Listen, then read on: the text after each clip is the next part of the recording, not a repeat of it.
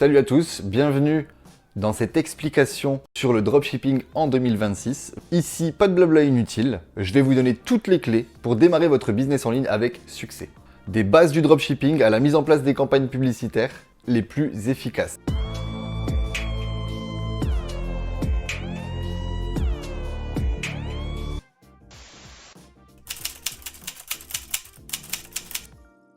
Donc cela fait exactement 225 jours à l'heure où je vous parle que j'ai commencé le dropshipping. J'ai tout répertorié sur ma chaîne YouTube. Dès l'épisode 1, c'est mon lancement dans le dropshipping. Alors je vous conseille d'aller les voir pour beaucoup plus d'informations. D'ailleurs, il y a quelques vidéos qui sont complémentaires à celle-ci. Je vous conseille d'aller les voir aussi. N'oubliez pas qu'il y a un mot caché dans toutes les vidéos. Si vous le trouvez, vous pourrez être tiré au sort pour gagner potentiellement 500 € pour vos premiers tests publicitaires, ainsi que des fichiers Excel et des vidéos qui pourront vous aider à bien gérer votre e-commerce. Donc clairement, dans cette vidéo, on va voir les 7 étapes clés pour se lancer en dropshipping à l'heure actuelle en 2026. Donc premièrement, qu'est-ce que c'est le dropshipping ? Le dropshipping, c'est un modèle de commerce électronique où le vendeur ne détient pas de stock. Lorsqu'une commande est passée, le produit est directement expédié du fournisseur au client. Ce business model, il réduit énormément le coût lié au stock et ça permet une flexibilité accrue dans les choix des produits à vendre. Vous pouvez vendre tout et n'importe quoi. Donc pour résumer, que le dropshipping, c'est vendre des produits sans stock qui passent directement du fournisseur à votre client. Quelqu'un achète sur votre boutique, vous envoyez au fournisseur, vous envoyez cette requête à fournisseur qui envoie directement à votre client. Donc, énormément d'avantages, vous comprenez bien. Moins de risques financiers, un catalogue de produits presque illimité et un démarrage rapide. Point numéro 2, trouver une niche rentable. Alors, pour trouver ces produits, j'ai fait énormément de vidéos complémentaires qui seront utiles aussi. Allez les voir.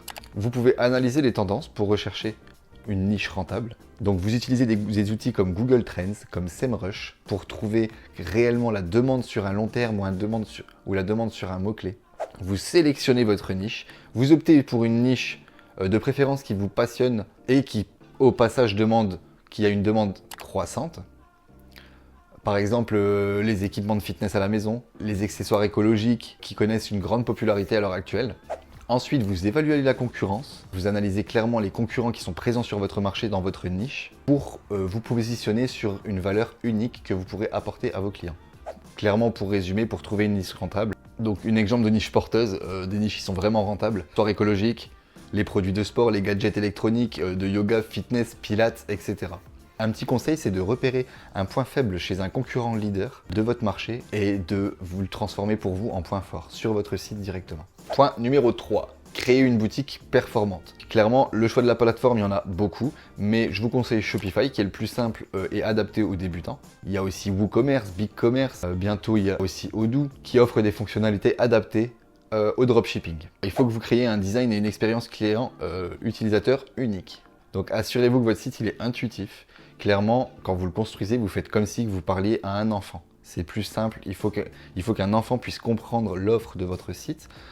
À partir de là, tout le monde le comprendra. Donc un site qui est fluide, responsive et esthétiquement plaisant pour engager les conversions, qui parle aussi surtout à votre audience.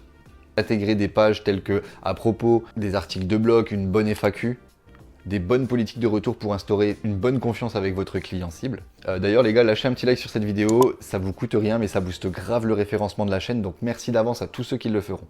Point numéro 4, trouver des fournisseurs fiables. Il y a beaucoup de plateformes de sourcing qui existent pour trouver des fournisseurs. AliExpress, Spooket, 1688 ou Oberlo qui facilitent grandement la recherche de fournisseurs en dropshipping. Il faut évaluer chacun de ces fournisseurs que vous aurez trouvé. Vous vérifiez aussi les évaluations de ces mêmes fournisseurs, les délais de livraison, la qualité des produits avant de nouer clairement un partenariat. Vous regardez les avis des clients sur leur boutique, sur leurs produits, etc. Vous établissez une communication claire avec votre fournisseur dès le début concernant les attentes en matière de qualité et de délai d'exportation. Vous pouvez aussi, et je vous conseille, tester la qualité des produits avant de vendre. Vous demandez à votre fournisseur d'avoir un échantillon et bien sûr négocier pour avoir des tarifs préférentiels, mais je ne vais pas vous mentir, au tout début, vous n'allez pas négocier quoi que ce soit si vous ne faites pas de vente. Donc arrivez déjà avec une bonne base de dizaines de ventes par jour pour commencer à vouloir négocier. En point numéro 5, vous allez créer du contenu marketing impactant qui parle à votre client cible, votre avatar qui veut acheter votre produit. Donc vous allez utiliser des photographies de vos produits, utiliser des images de haute qualité pour présenter les produits sous un meilleur jour. Aujourd'hui, il y a ChatGPT qui veut vous permettre de faire des dingueries, clairement. Utilisez-le à votre avantage pour créer votre site, vos pages produits, etc. Vous faites des descriptions persuasives aussi grâce à ChatGPT. Donc vous rédigez clairement des descriptions détaillées mais courtes et impactantes en mettant en avant les bénéfices clairs et directs du produit à votre client. Et bien sûr, vous améliorez le référencement naturel de votre site en y ajoutant des mots-clés dans les métadescriptions.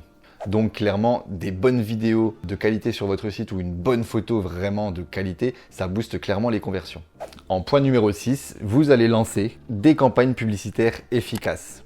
Donc des publicités sur les réseaux sociaux, des plateformes comme Facebook et Instagram offrent des options de ciblage précises pour atteindre votre audience idéale.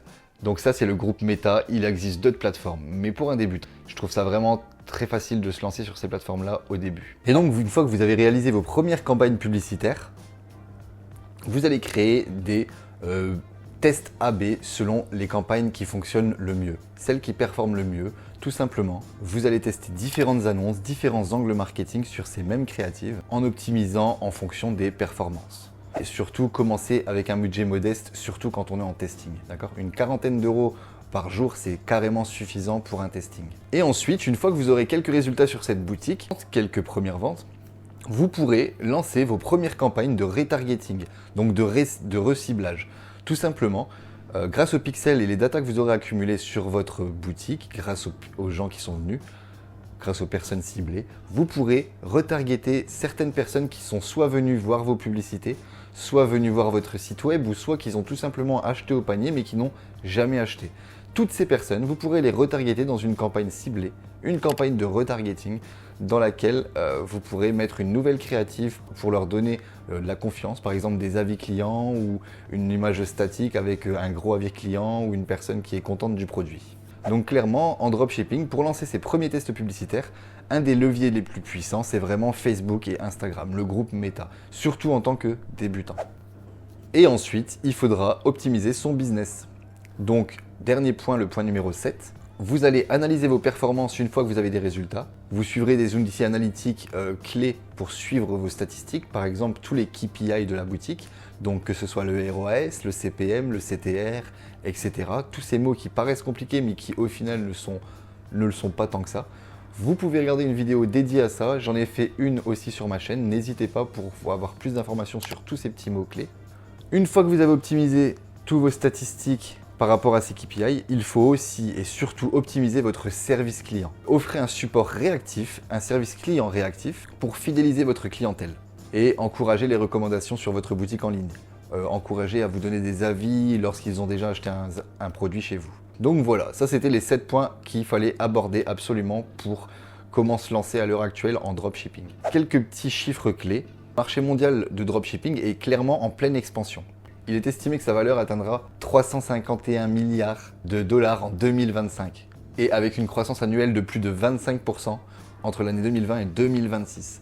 Ce qui est exponentiel et ce qui est énorme. Pour un business, j'ai jamais eu un business qui a eu autant de croissance en si peu de temps. Restez informé des tendances actuelles pour identifier les opportunités à laquelle vous pourriez vous y atteler. Les opportunités lucratives. Un petit conseil, vraiment mettez votre focus sur les micro-niches, celles qui ne sont pas encore exploitées, avec encore une faible concurrence. Ça va vous aider à se démarquer dans un marché qui est concurrentiel. Ces segments spécifiques qui sont beaucoup moins saturés offrent la possibilité de cibler une audience précise avec des besoins particuliers. Donc dans cette vidéo, on vient clairement de voir les 7 étapes clés pour se lancer en dropshipping en 2026. Donc je les récapitule en vitesse. Point numéro 1, comprendre le dropshipping. Point numéro 2, trouver une niche rentable. Créer une boutique optimisée. Travailler avec des fournisseurs fiables.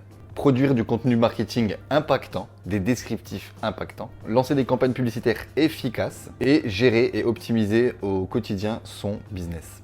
Donc, en conclusion de cette vidéo, se lancer en 2026 en dropshipping, ça demande clairement une stratégie adaptée aux tendances actuelles. Si cette minuscule formation vous a aidé, abonnez-vous, activez la cloche pour ne rien manquer des prochaines vidéos. Je vous prépare du lourd pour les semaines qui arrivent. Partagez cette vidéo avec un ami qui voudrait se lancer en dropshipping et j'aimerais bien aimer savoir en commentaire, selon vous, quelle niche vous pensez choisir pour votre boutique en e-commerce. Répondez-moi en commentaire, je les lirai tous et j'y répondrai à tous. C'était tout pour cette vidéo. On se dit à très bientôt, force dans vos business et je vous souhaite une excellente journée. Ciao ciao les gars!